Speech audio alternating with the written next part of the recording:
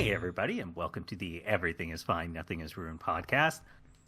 Of course, I am your host, Hassan, joined as always by Tristan.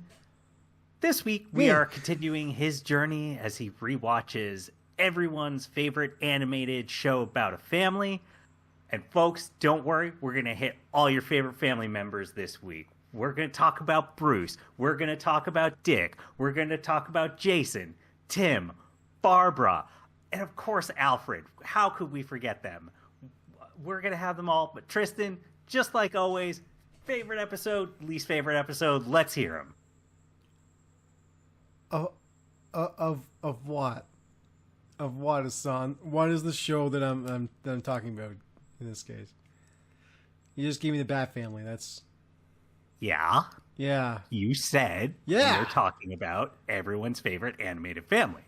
That is Batman the Animated Series, of course, about the Bat Family. Right. I will note. Well, and include Batman Beyond, of course. We'll get to Terry eventually, folks. Don't worry. Everyone loves Terry. Come on.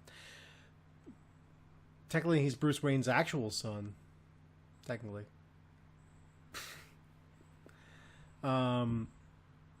So here's the thing. Jason Todd is not in any of the animated series.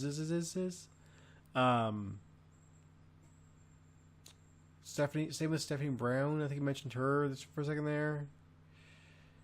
I think you mentioned Barbara. She's in multiples, so that's fine. Yeah. I mean, I could talk about Batman the animated series and like the Adventures of Batman and Robin, and then go from there because it's got Dick and Tim, as well as Barbara Gordon. So I mean, that's an option. Yeah, that's what we're here to talk about. Again, you said our topic is you're rewatching the animated series about everyone's favorite cartoon family. The Bat Family. I would say the Bat Family is more of a comic book thing. I don't know if anybody really refers to them as the family. The Bat Family. They're called the Bat Family. They're a family, Tristan. I would agree, yes, but I don't think it's an animated thing necessarily. I don't know. Maybe people are referring to them as the Bat Family outside of that, but outside of comics. But I don't understand why you're arguing. Like, who is your argument that would be the animated family that is above them? There's one specific family I would say that. Well, actually, there's probably a few, but there's one specific one that I want to talk about, as per usual. That is, they're bright yellow. You know, created by Matt Groening. No, not Ring the Bell on Fox on Sunday. Who's their like arch villain? Technically, I guess it'd be Mr. Burns. In a way, is that like an Image comic thing? Because I'm not quite as familiar with really, them. No. It's not an Image Comics thing. No, not at all. Dark Horse? No, not at all. Actually, I can't remember. I don't did the comics for that. I don't think I know. Archie? Is Archie Comics? Is that where we're going here? I mean, that could have been the case, but no, it's not. Hassan, I'm actually here to talk to you about The Simpsons. In fact, I'm here to talk to you about the... I don't think I know them. Great Simpsons Rewatch. You don't know them? Are you sure? I don't think so. Pretty sure I don't. The kick line. They have the kick line. It's a whole... but then sound familiar. That's when the Family Guy stole. But like the couch gag, they jump on the couch and the couch... They do a different thing every week. There's a blackboard gag as well. I think you're making all this up. All right, let's hear about it. Well, Hassan, The Simpsons started in 1989. No. We're starting with season 17, right? Season 17. Oh my God. Originally started airing September 2005. We are still 19 years to go. Yes, we sure do. I will, as a note to everybody where I'm at currently in the Great Simpsons Rewatch, I'm a very tired man. Because I am 30 seasons into the whole thing. It's been a journey. It's not over yet. I got 6 more. Thing that everybody talks about season 17, the best season ever, right? So season 17, do you want to take a guess at what I gave this season? What was last season? Give me a reminder on that. So season 16 was 5.0 and a perfectly even score. I unfortunately don't think we're going up. I think somehow we're going to hit a 4.83. Ooh, so close. That is sad to hear. 4.9. Okay. Yeah. 4.9. This season is the era that I call the era of too many redneck jokes. Way too many. They somehow want to shove, Cletus and Brienne into every scene they possibly can. I don't know why. I don't know what prerogative they had here, or why they found this funny. I'm guessing it's got to be sort of a because this would be second term Bush, so I'm assuming it's maybe reactionary towards that. It very well could be, yeah. Several years into both the Iraq and Afghanistan wars and Bush. Somehow still not the worst U.S. president. But nope. Whatever. Somehow not. But we have 22 glorious episodes in this season. All right. Well, so are there any 10s this season? I'm guessing no. Are there 10s in this season? Good question. I'm guessing it's a while before we get any 10s again. So there are no 10s in this season. No. Okay. So I do want to start. What's the best episode this season? I do want to hear, because it's a 4.9. So that means either we've got several bad episodes, or even like the best episodes this season are not going to be very good. And I worry it's the latter. So this season we have as the best episode, in my opinion, because there are a couple that have the same score. A couple. So with an 8. It's an 8 out of 10. It's an 8 out of 10. We have season 17, episode 20, Regarding Margie. That's a bad name. That's a bad title. It's based off a movie title. I can't remember what the movie is called now, but it's basically it's an amnesia episode. It's a amnesia episode where Marge gets amnesia. Okay. Yeah, it's pretty standard, but has it's got like a couple of good jokes in it. The main thing though is that so Marge loses her memory, and she very quickly remembers everybody else, but she just cannot remember Homer or her love for him and that kind of stuff. And it has a very good scene at the very end where Homer just comes out and says, like, these are the reasons why Marge is amazing and why I'm always with her, because, like, blah, blah, blah, blah. It's a really good Homer and Marge episode. I'm a sucker for those. As far as this one goes, like, on a rewatch, I think I may have scored it a bit too high. But in terms of the rest of the episodes of this season, I think that it's about correct. 8 out of 10 for the season. There is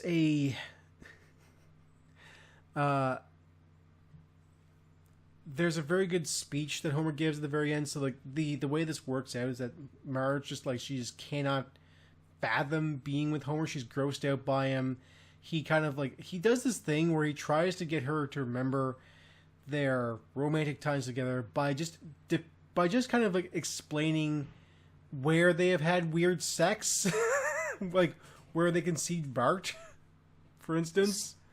So, out of curiosity, yeah, when they're sort of going back through, past events, etc., are they actually referencing past episodes, or is it all completely new sort of stuff? It's all new stuff. For the most part, there's a little bit of reference here or there, but would be, because we're now at that point. So Simpsons started 88, was it? 89.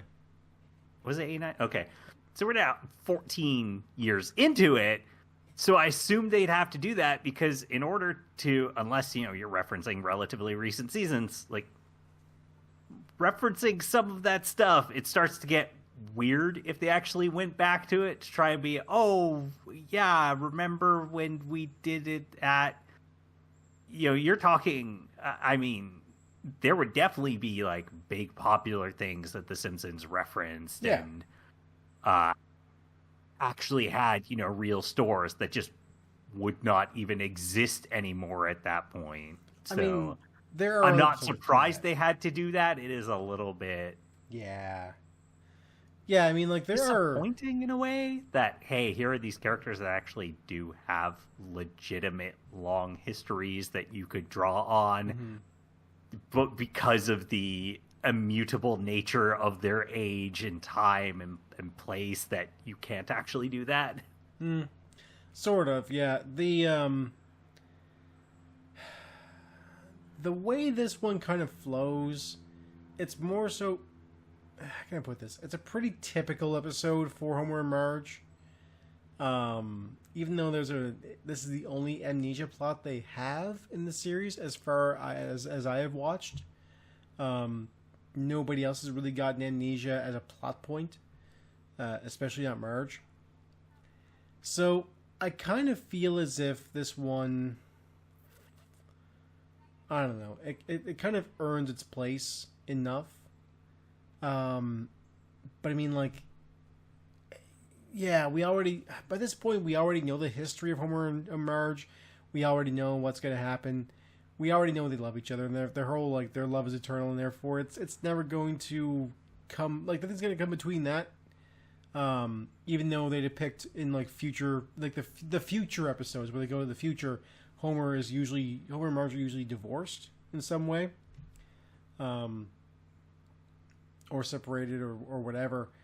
It's, I don't know, it gets kind of weird where this one, it's because Marge is not really herself, and Homer is trying to like show her that she can be kind of like a crazy little freak as well. I feel like it doesn't quite work. But it's still pretty good because of the end speech. They go on the speed dating thing, and there's this end scene where, like, Marge tells the guy she's on the speed date with that she has 3 kids. And he's like, wow, that took a lot of strength to tell me all about your life. I'm gone. You have 3 kids. I'm out of here. It's like, oh, rough. Okay. And so what happens is, like, Homer, like, literally comes, like, out of the fucking, like, ocean to tell him, like, you idiot, you had the best woman in your life, and you gave it up because she has kids, you dumbass. Dude, she's got 3 kids. Really? Yeah, it's a good episode otherwise. It's got a lot of, like I said, ups and downs, but for the most part, it remains pretty good. Has a really good line. There's a point in my career of watching this show where if it has a good line, I will at least write the line down. And there's the point where Marge has amnesia, and Homer doesn't quite understand what has happened, and he turns to Dr. Hibbert, and he says, "She doesn't recognize us! You monster! What have you done to my face?" Okay, that's pretty good. That's definitely a good, unexpected play on the words in a way. Yeah, it's a good Homer line. Yeah. Okay, so that's the highs. Let's hear the lows. I don't want to. I hate this episode so much. Too bad. I might hate this episode. Okay. Upon rewatch, Marge versus childless parents, teens, gays, it's all that stuff. That long running one that I claimed is my most hated episode. the next two I'm going to talk about in this episode kind of give it a run for its money. Okay. So this is season 17, episode 15, with a 1 out of 10. Homer Simpson, this is your wife. Tristan. Yeah, Hassan. I think you said the wrong episode title and name. Well, what do you think I was supposed to say? No, you must have, because I see Ricky Gervais in this episode. So that's can't be the worst one. I think there's a reason why the American Office is so much better than the British one. And that's yeah. What is it? Because you can't handle being not woke. Is that it? Oh my God! You don't like me speaking the truth, is it? Holy yeah? fuck! Your impression of Ricky Gervais is spot on. Oh Jesus fuck! I just wanted to take a claw hammer. Anyway, so this entire episode it is a wife swapping episode. The idea is Homer and Marge go on a reality TV show where they literally just swap the wife of each household they're in. And that would be fine. And this episode, this is the most damning note I could put in this episode. This would have been an 8 out of 10, but Ricky Gervais just sucks so bad. He brings nothing to this episode. He is a terrible comedian. His energy is so shitty and nervous, and the scenes with him go on for way too long, and nothing about him is funny. I don't know how he's a comedian. Please stop giving him airtime. The world. Love Tristan. Fuck him. It sucks. It sucks. Every time he's on, it goes on for like way longer than it needs to. I don't know why they let him do that, because they just kind of like let him ramble, and I think they let Julie Kavanaugh like kind of bounce off of him and ramble as well. But the problem is, like, Julie Kavanaugh, she can do that because she's Julie Kavanaugh, and she will just bounce off somebody really well because she's been playing Marge for like the longest time. Ricky Gervais is playing some guy, and like he's just doing Ricky Gervais. But Ricky Gervais, there's no bounce back. He's a wall. Like that's the thing about his improv, is that he's a wall. You get to kind of like try and bounce off of. There's no rubber there. It's made of stone. What the fuck? So, yeah, this whole thing has stuff that I wish would just not be in this episode. For instance, there's a great line where like Homer is he walks into the kitchen of his own home when he has like the swapped wife who is like, she's from like the Yale professor who hates Ricky Gervais's guts and that kind of stuff. Yet she's married to him, and he's like, what smells delicious in here? Or what's a delicious smell? And she says, I'm burning all your underwear. What? Why? Yeah. Why does he think that smells good? There's another great line, or another great scene that like is like peak Homer Simpson. Like one of my favorite Homer Simpson things ever, where he is like, he has an album open, and he's like, finally, now my collection is complete, and like he pastes in the last comic of the Family Circus. He's like, the Family Circus. I don't get it, but finally the collection is complete. Forever, I'll cherish this. And he throws it into the fire. It's just like thick binder of Family Circus shit. And he just hurls it into the flames. And just like, that is such a amazing Homer Simpson bit. It's so good. But it's only like these small little nuggets of deliciousness served on top of what is essentially like the worst possible food.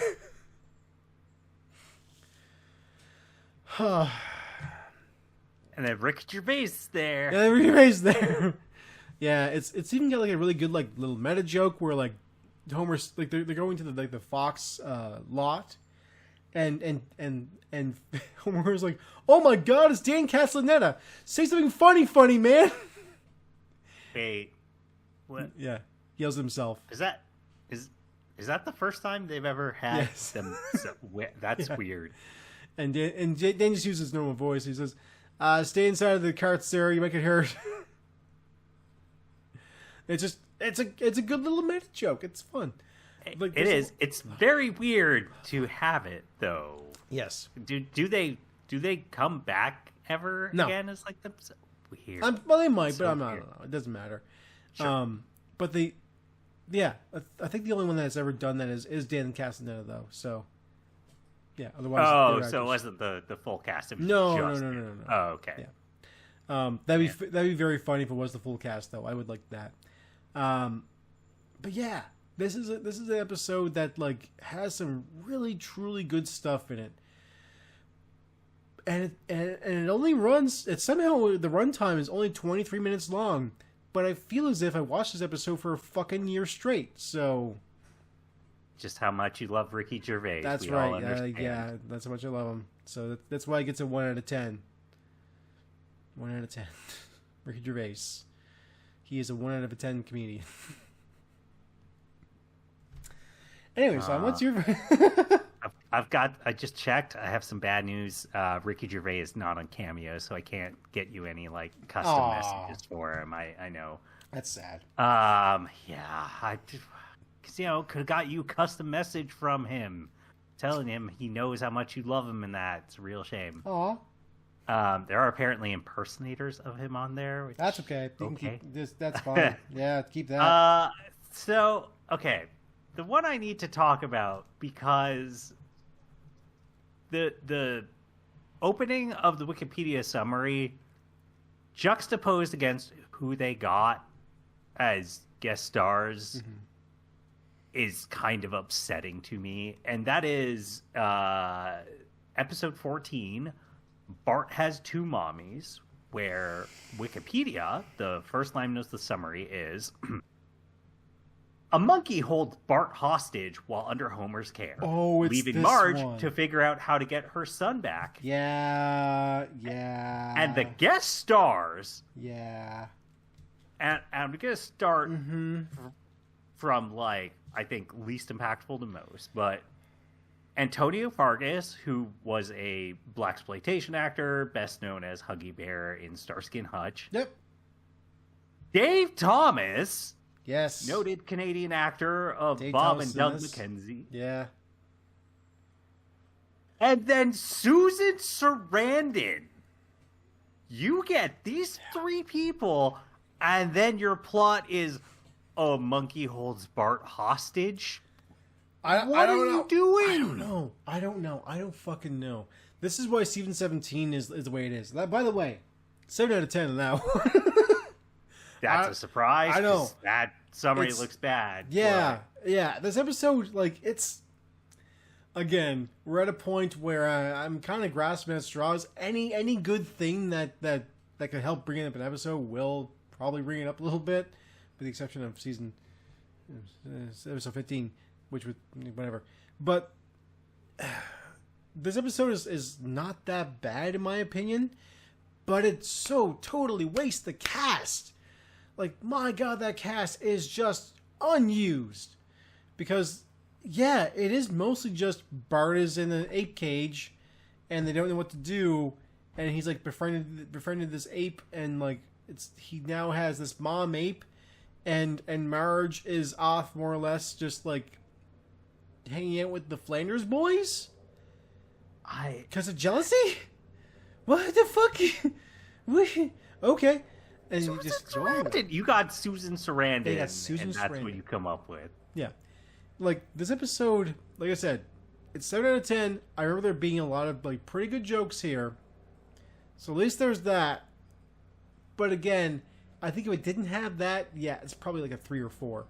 Really, realistically. That plotline, not great. The cast, not used. Yeah. I have a lot of complaints. the funnies aren't one of them, thankfully. So, yeah. It's fair. I do just want to quickly mention another episode, just because reading the summaries, but there's one, episode 2, The Girl Who Slept Too Little, where the summary says, oh, yeah. when a graveyard is relocated to the lot next to the Simpsons, I'm sitting here going, what are you talking about? We have seen their house from all angles and sides literally hundreds of times at this point.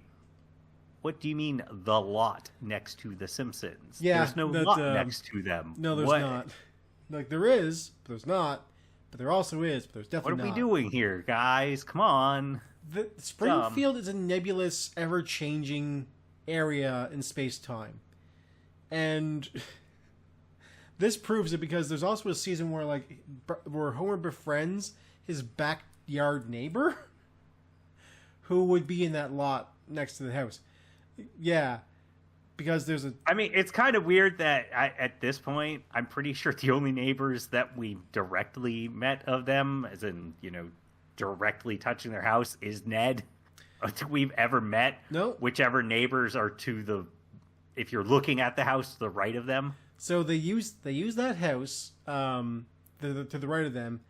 They use that house for rotating neighbors. Now, but the thing is, the character, characters still actually, the first character to actually inhabit that house on the show is still in Springfield. She shows up in the background all the fucking time. That's like Bart's first crush as well, like where that girl comes from. Okay. Yeah, so that's that character, the mom that's like Marge and like the other mom who went on the Thelma and Louise road trip. Okay, that's that character. Haha, Susan Sarandon comes back around. Yeah, but not quite. But the problem is that house now though is rotated out multiple times for other characters, including Sideshow Bob posing as someone else, and a bunch of hipster neighbors who have a hipster kid, and it's just that's later seasons, but even still whoa, what are we doing?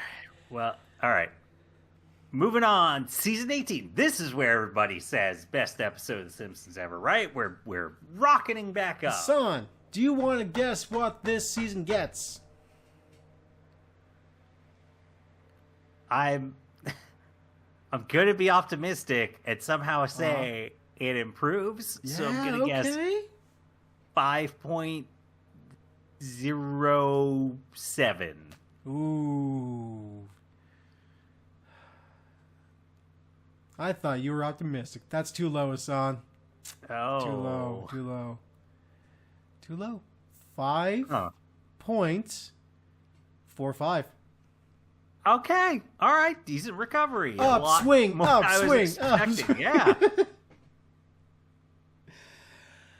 Yeah.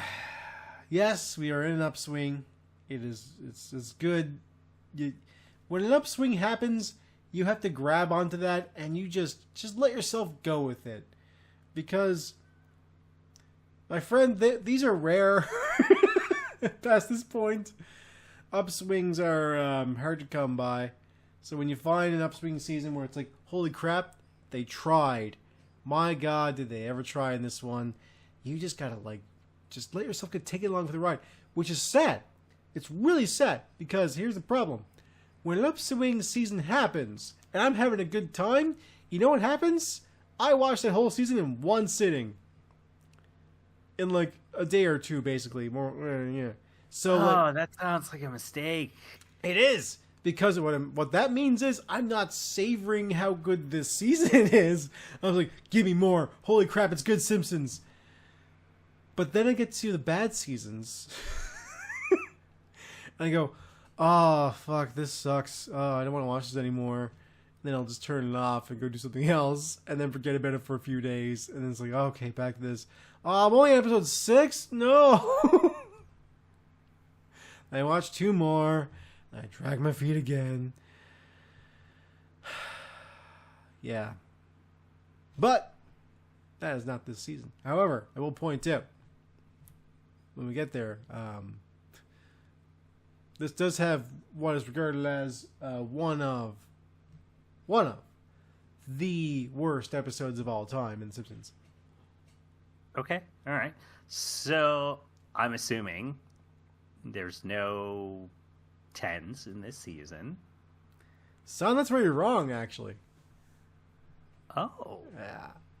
I was not expecting. Okay, well, you know what? Let's start with the worst episode then, because I want to hear about the good one, because that's a surprise. Because I want to hear, hey, this is an upswing, so we're not going to be as bad as Ricky Gervais, right? No. So here's the beautiful thing. At the very least, this episode does not have Ricky Gervais. You can take solace in that, dear listener. This episode does not have Ricky Gervais.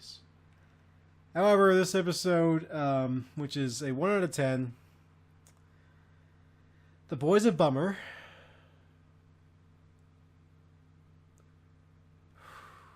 Really, a Boys of Summer? Okay, whatever. Doesn't fine. matter. Go ahead. Doesn't matter. I'm just gonna read the summary just first off that Disney Plus has. Bart loses a key game for his Little League team and becomes an outcast.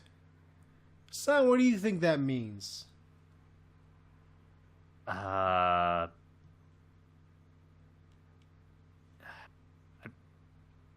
Like I'm sitting here going, like, is it literal outcast? Like literally run out of the town? Because that's the other than just being a social outcast. That's the only place I can think it would go. It's kind of a little bit of both. He's not literally running out of the town, but may as well have been. So okay, this episode, yeah, this episode is about Bart losing a Little League game, like I said. And then the town is so extremely mean and shitty to him, he tries to commit suicide. It's a comedy show for people who love comedy. Look at all the funny jokes. Look at all the funny jokes. We have a boy trying to kill himself and having horrible depression. Man, the thing I'm trying to figure out, yeah, and I'm sort of scanning through my memories and trying to actually place certain things in time and figure out is go. Mm-hmm. So because so this episode aired April 29, 2007. Yep. What I'm trying to figure out and where I'm landing is that my memories are right, because I'm sitting here going through it is I'm just going, no, those memories can't, there's no way they would do that if my memories are right. I'm just kind of thinking about the sort of conversations and other shows and stuff that was happening at the time of like the idea of, say, and certainly it's less prevalent then, but you know, yeah, online abuse and bullying, etc., and the level of distress that it can cause in people, and that it can lead to things like suicide and that. And sort of what were those conversations like in 2007? And all of my memories are still pointing me towards that's kind of crazy that a Simpsons episode would just, you know, take this lightly. And I'm not saying the Simpsons can't tackle this subject matter. It's more of that would be a very serious piece of subject matter that they have to handle with a deft hand, you know, kind of similar to the like You Are Lisa Simpson. I cannot think of the name of that episode. You know, no, it's season paper. It's season 3 or season 2 or 3, and it's Mr. Bergstrom gives the paper. Yeah, Mr. Bergstrom. But like that you have to handle it with that level of care. Yeah, but knowing it doesn't, I'm like that is insane. The idea that you are taking on the topic of bullying that leads somebody to contemplating or even attempting suicide jokingly in 2007. So here's what happens. Let me give you a rundown. First off, loses the game. They bully him. He gets bullied so hard at a sports convention that he's talking to who was regarded as like the worst baseball player of all time. Like they choked real hard on like a game winning, like a legal win, like a championship winning catch. And that's what Bart did. He choked on a championship winning catch.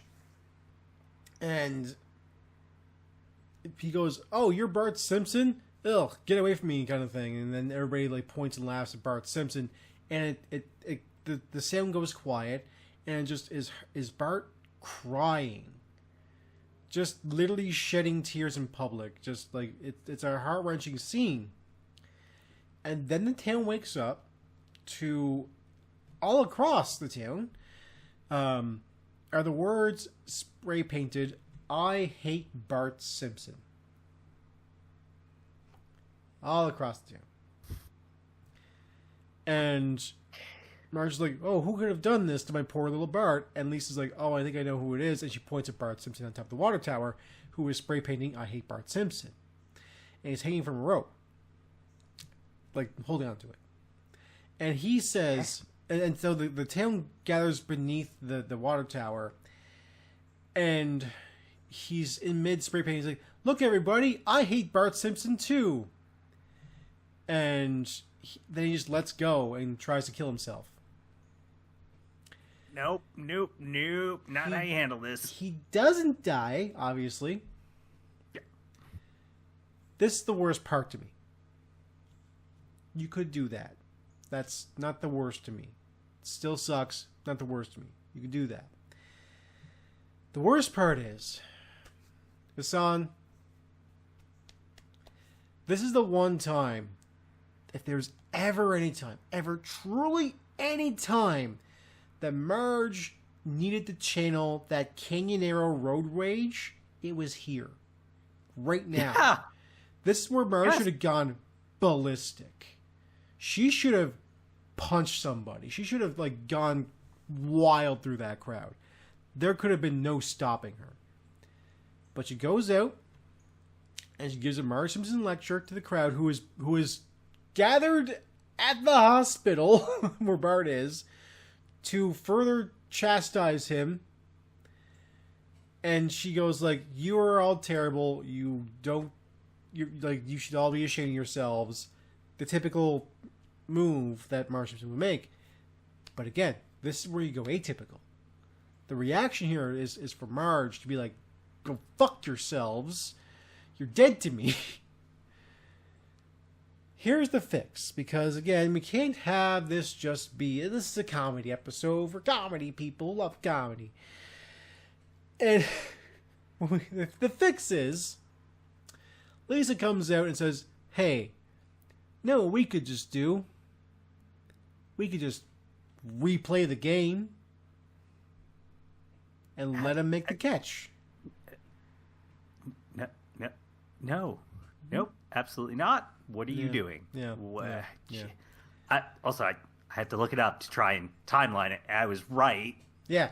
At a very extreme incident, not trying to say it's one-to-one comparable to this or whatever, but just sort of in my head of thinking of, because where you mentioned it's about sports, like sports and sort of mental health and talking about it, is that Chris Benoit incident happened in June of 2007.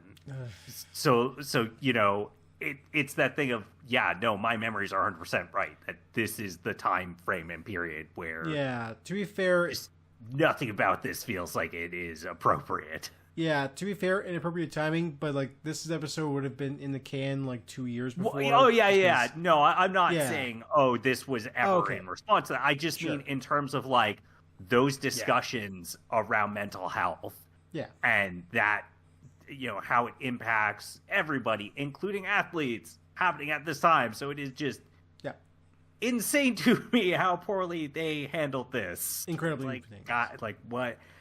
That's also Bart actually attempting suicide is like, you can't. That becomes a character trait you can never pretend didn't you can't happen go back now on that, and get away from, because there's always been that sort of deeper level of Bart of him worrying about, am I an idiot? Am I ever going to be successful in life? I act out and be the funny guy, blah, blah, blah. You know, they've tackled that tons of times.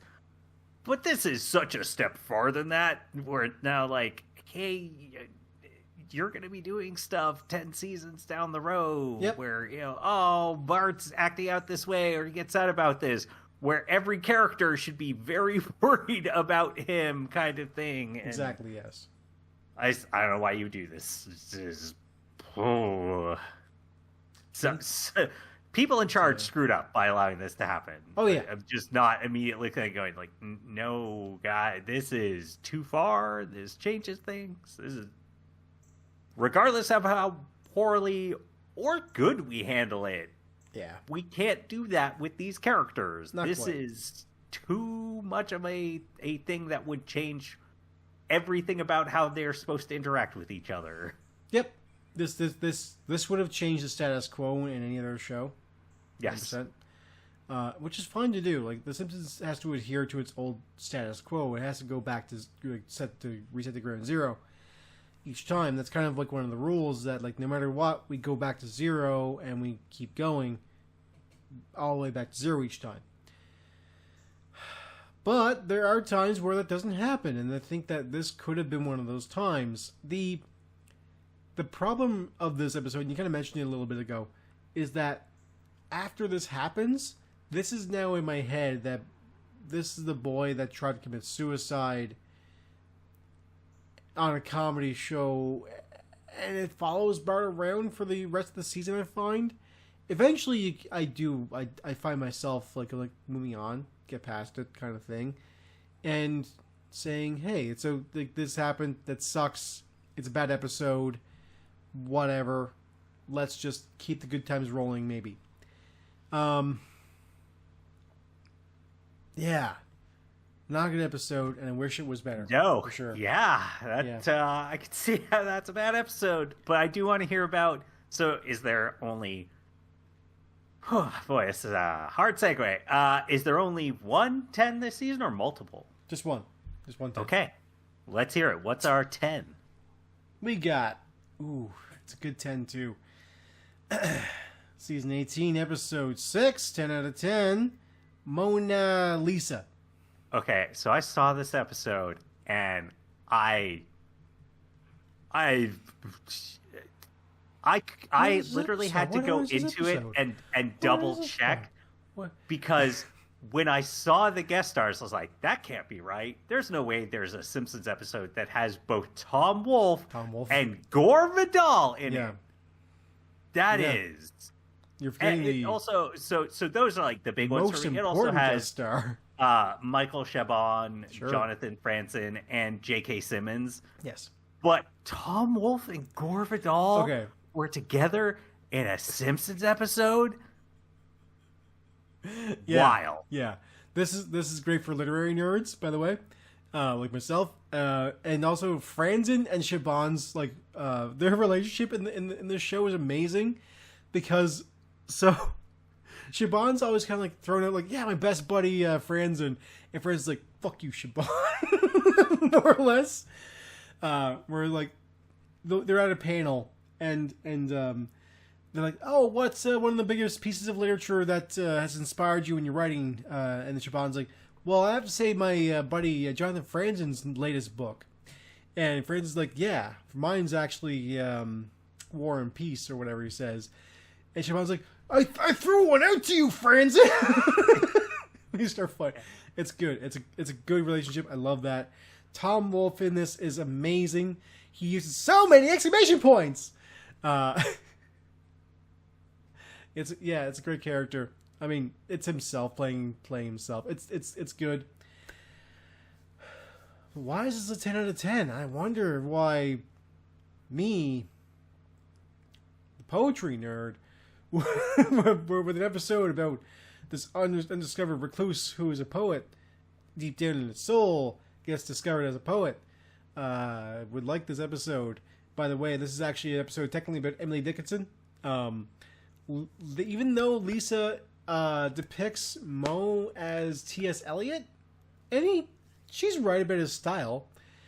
But what happens is, there's this beautiful little thing, if anybody knows poetry, Emily Dickinson was a notorious recluse, and that nobody knew about her poetry until she died, because she kept all that stuff in a drawer. And I don't mean like sheets of paper. I mean like little squares of paper she would write these little poems on, and then hand-stitch them together into these weird collages. And that is literally what Lisa does in this episode. Is she hand stitches these things together, well, not stitches per se, but like she like tapes them together and like makes this collage of a poem and of all these like crazy notes that Mo has. So this is one for the literary nerds. I like it a lot. However, it also has some of the best jokes I've seen in a long time in an episode of The Simpsons. So there's that. And it has a massive X Factor. Do you know what very famous memeable line this episode has, Hassan? Who's that? No, I have no idea. Do you know why J.K. Simmons is in this episode, Hassan? Because he's a fantastic voice actor. This is true. He is. However, this is where the line, I want poems! Poems about Spider-Man! And the poems have to have the following rhyme scheme. A, B, A, A, B, B, A, A, B, B, A, C, A, C, D, E, C, D, C. That's where that comes from. All right. Okay. Poems about Spider-Man. Fucking... He plays J. Jonah Jameson as a poetry publisher. It is a wonderful joke. Could only have worked in this time frame because just after around this point is when Fox lost the Spider-Man license. So and it went to Sony. Don't forget. Yeah, that's all fun and dandy. But again, there's some really good jokes here. Like Homer writing his own poem. There once was a rapping tomato. That's right, I said a rapping tomato. He rapped all day from April to May, and guess what? He was me. Great poem. Good job, Homer. 10 out of 10. Or like when he there's a good Bart line here too. This is pre Boys of Bummer, where they're in Vermont for Word Loaf, and they come back from touring Vermont. And Bart says, "Hey, Lise, we learned so much scooting around Vermont. Did you know candles are made by losers?" Candles are made by losers. Just dig it on candle makers, I guess. Oh, this episode's really good. It's a lot of fun. Yeah. I had to look it up to make sure I was not crazy, because I still can't get over that guest list to be like, did Gore Vidal and Tom Wolfe just do a lot of TV stuff and I didn't know about? No, looked it up. They both had almost no TV or movie appearances. They just somehow agreed to do the Simpsons episode, and why not? Now I need to go look it up and be like, how did that happen? I'll Who also reached out point to out, who? How did they managed to convince them? I do want to point out, and of all the guest stars of The Simpsons, like these four like writers who have never really had any voice acting experience at all are probably some of the best that have been on The Simpsons as far as guest actors go. Just saying, there's something about what happens in this episode where everything just nailed. It's just nailed in place perfectly. I believe that, Tom Wolfe. Yeah. They just are good at this gig, and I don't know why, but it's cool. It's a good episode. It's a lot of fun. Teaches you a little bit about poetry and a little bit like the publishing world. And then on top of all of that, the X Factor of like Mo and Lisa becoming like friends is always fun. And the X Factor of the memeableness is like the icing on the cake, because it's actually it's a post credits tag that I don't mind being there because it's pretty good.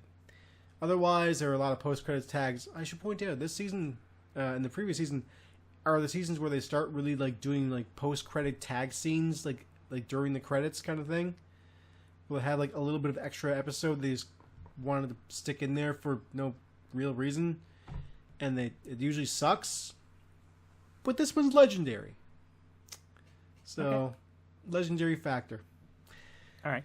So, the episode I want to talk about, mainly two reasons. The first one is you kind of hinted at it, and I do want to hear how, I guess disparagingly is probably the right term, they deal with it.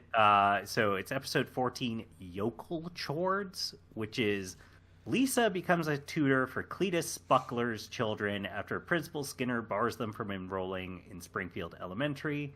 So I kind of want to hear just how insultingly it tackles, that sort of quote-unquote hillbilly, redneck, just very, I'm sure, punching down towards the rural folk thing. But also because I want to complain that the guest stars both has the fantastic Stephen Sondheim, and then they had the audacity in the same episode to put Andy Dick in there. And I'm just personally offended that you would have Stephen Sondheim in the same episode as Andy Dick. Yeah, Andy Dick is a piece of shit. So here's the thing. 4 out of 10, first off. Okay. No, it checks out based on what you were saying of some of the stuff of too much of the hillbillies. Yeah. That was technically last season. Oh, really? Because I think there's at least 3 this season that I saw mention Cletus. Yep, there are. Wow. Season 17 is worse for it. So here we go. So with Yokel Chords, this episode basically... So this episode is fascinating because I want to like it more because what happens here is that we have an episode where Lisa gets ingrained in this in the world of redneckism. But the way they depict it is as if this whole episode is the sound of music. One of the songs is How Do We Stop a Girl Like Lisa?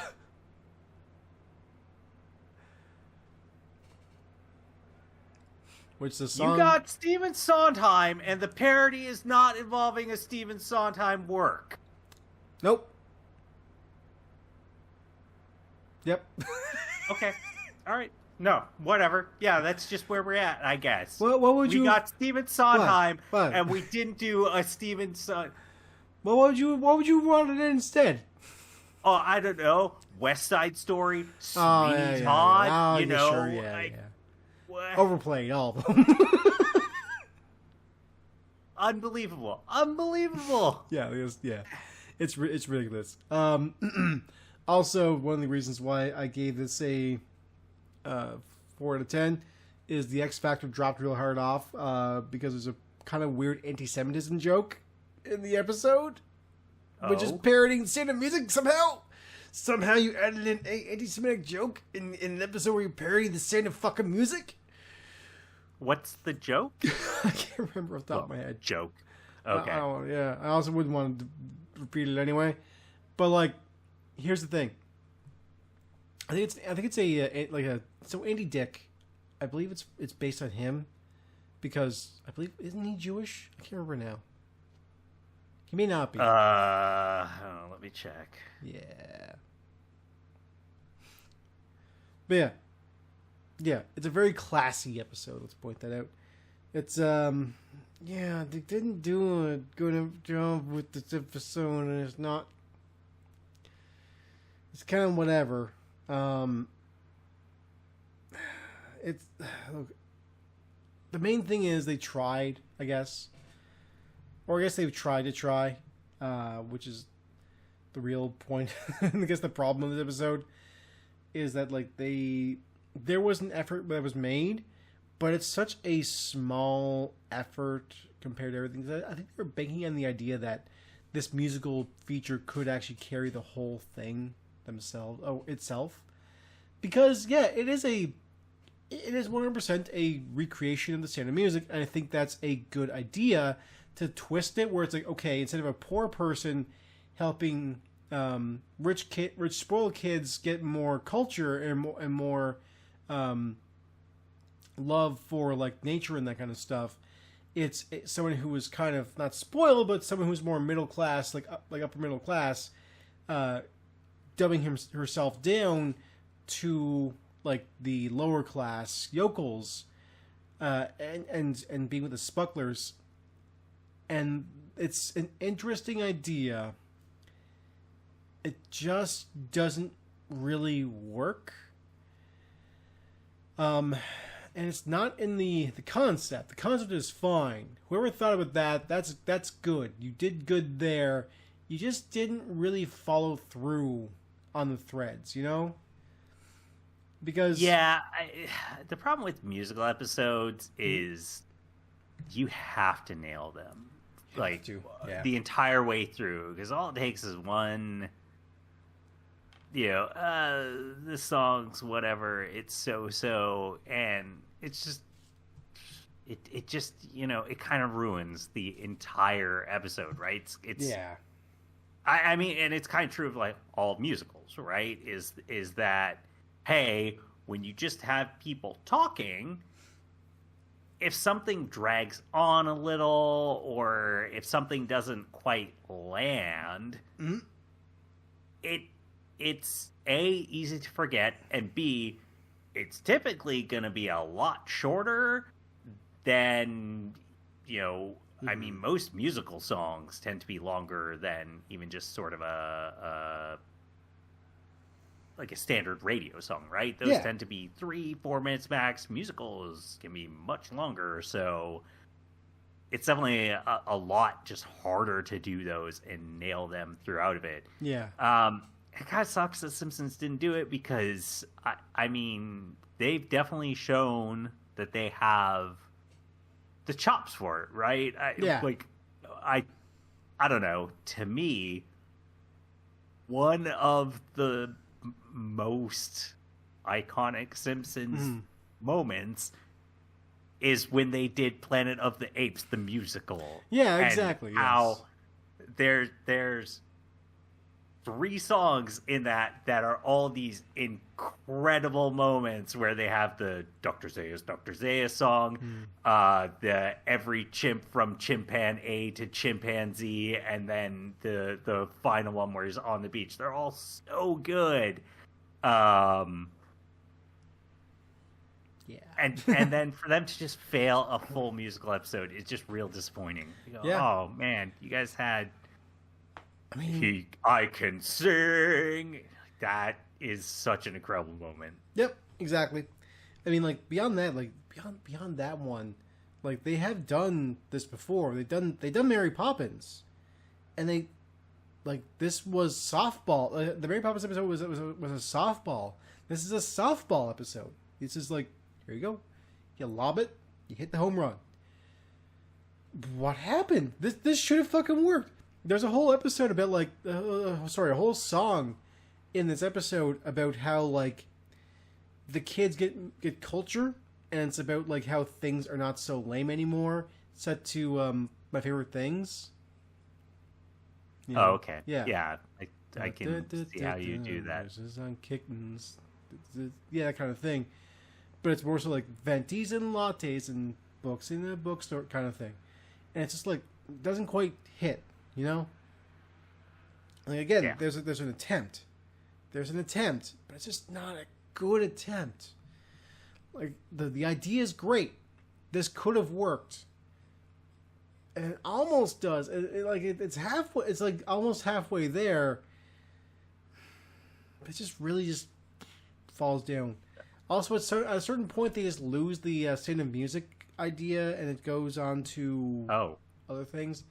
Yeah, it's one of those like it's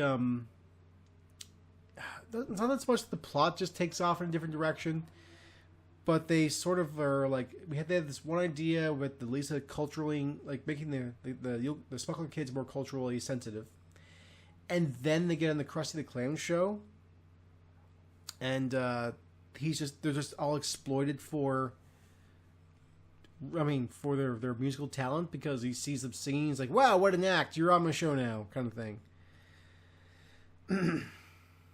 Yeah, and it's just, I don't know. It doesn't totally fly.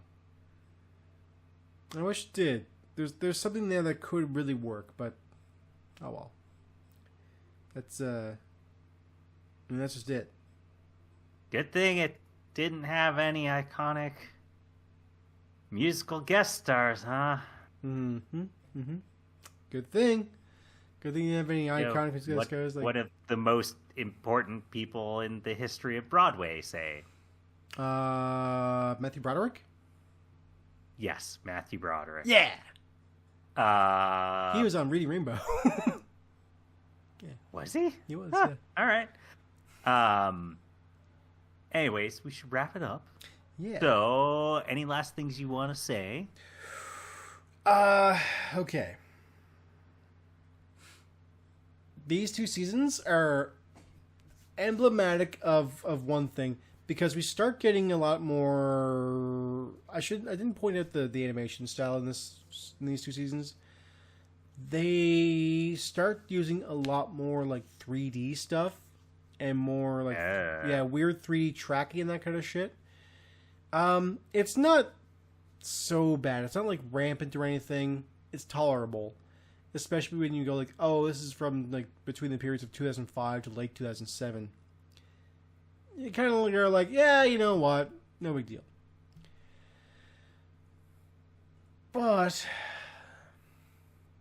the issue here is that it's starting to ramp towards a certain thing. And that certain thing, Hassan, is what we'll have to discuss next time. Because do you know what happened in 2007? Batman shows up finally. No. Damn. Then no, I don't. Nope. But a different.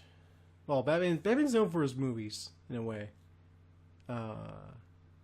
And in this case, a different movie came out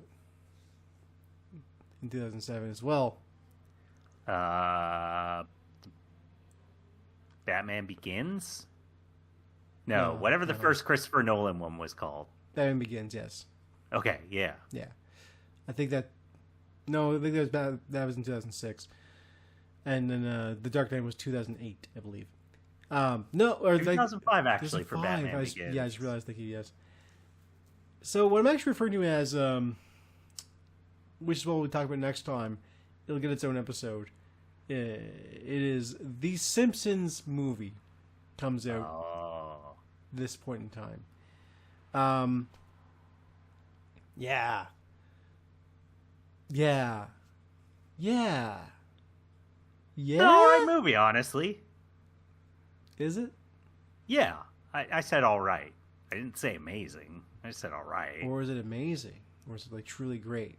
Nah, it's alright. Or is it trash?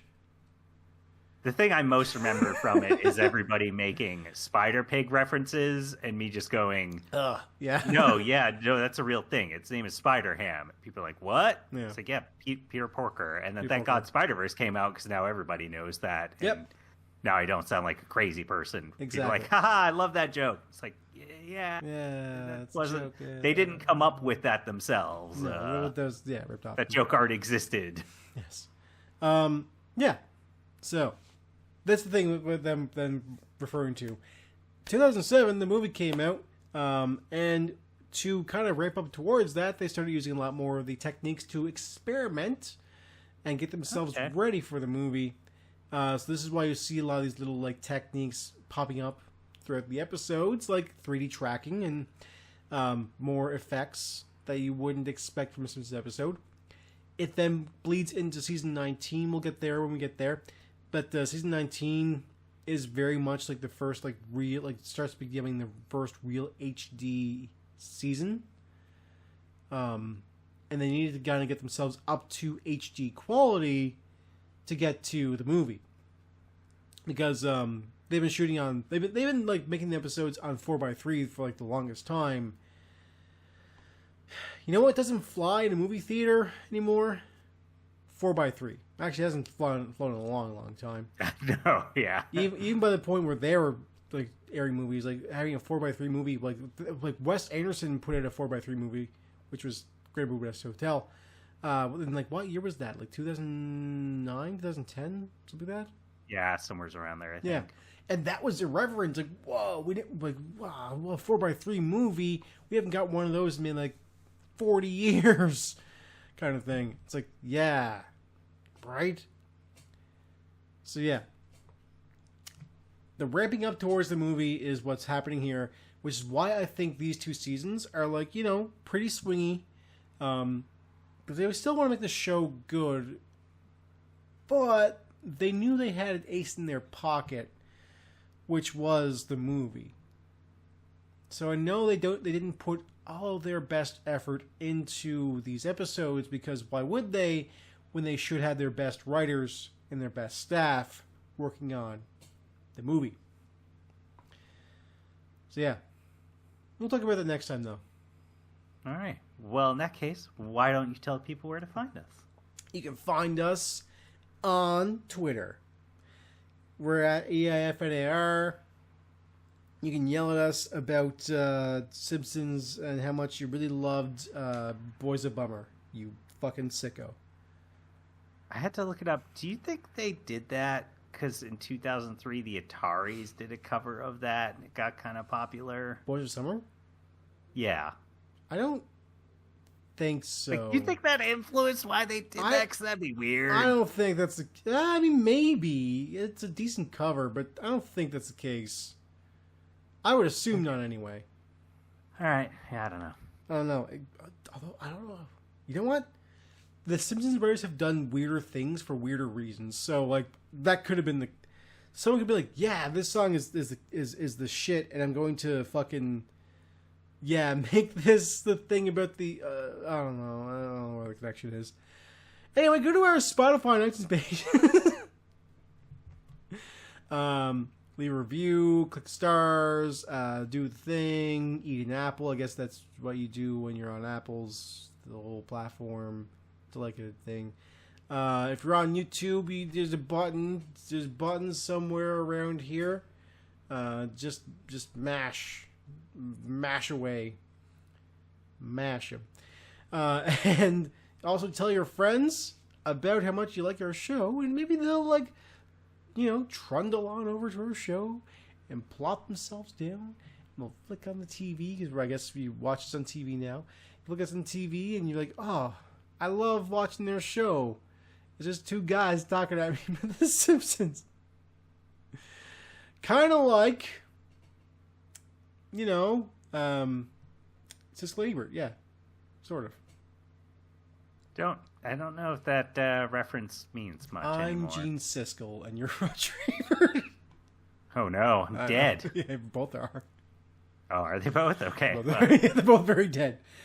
Anyway, you should also go to our friends. That was DJDane.com. The guy that does our music, DJDane.com. Go there, listen to his great music, and perhaps, just perhaps, you can find it in your heart to reach down and teach Andy, DJ Dane, the meaning of culture using the sound of music. Get Stephen Sondheim with you. Yeah, he doesn't loves know that. anything about music, so it'd be a good idea to teach him about that. Yeah. I bet Stephen Sondheim will know a thing or two about culture and music that he can teach DJ Dane, especially using the song of music. Although, unfortunately, he's also dead, so... Resurrect his ass. I don't care. Oh, okay, yeah. Yes. Oh, my God. Zombie Sondheim? Imagine that. Zombie Sondheim. Imagine what he'd be writing, man. He already wrote Sweeney Todd, but now he's a zombie? Oh. Yeah. I want to hear that. Just a whole musical about eating someone's legs. Yes. Yeah. Anyway, that's it for our show. Tune in next time for another editorship episode of Everything's Ruined. See ya! Yeah. Say it.